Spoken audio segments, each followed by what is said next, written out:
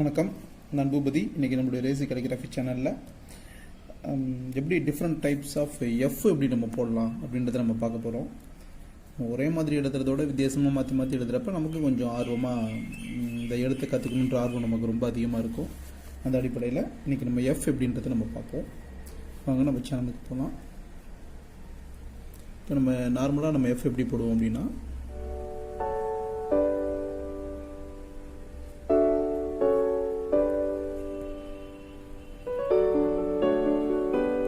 இந்த மாதிரி தான் நம்ம எஃப் போடுவோம். நம்ம நார்மலாக இப்படி தான் நம்ம போடுவோம். நம்ம இதையே நம்ம எப்படி கொஞ்சம் வெரைட்டியாக போடலாம் அப்படின்றத பார்க்கலாம்.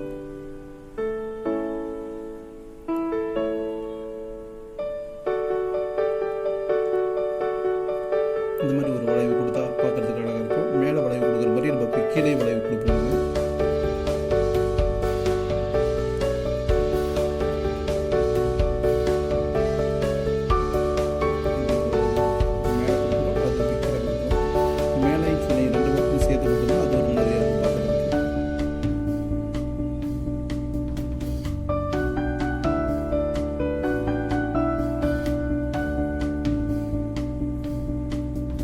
இந்த மாதிரி ஒரு எஃப் போடலாம். பார்த்து பண்ணுறது தான், எப்படி வேணாலும் நம்ம போடலாம். பார்க்கறதுக்கு கொஞ்சம் அழகாக இருக்கணும். அந்த மாதிரி எழுதுறப்ப அது இன்னொரு எஃப் பாருங்க.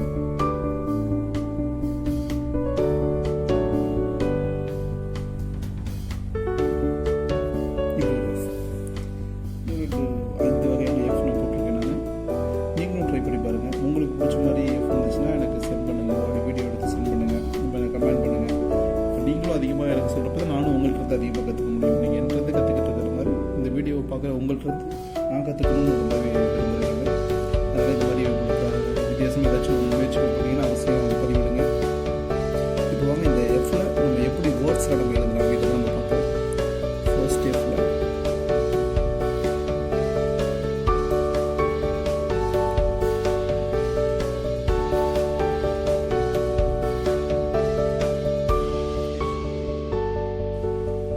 இப்போ இந்த எஃப் வச்சு நம்ம எப்படி வேர்ட்ஸ் எழுதலாம் அப்படின்றத பார்க்கலாம்.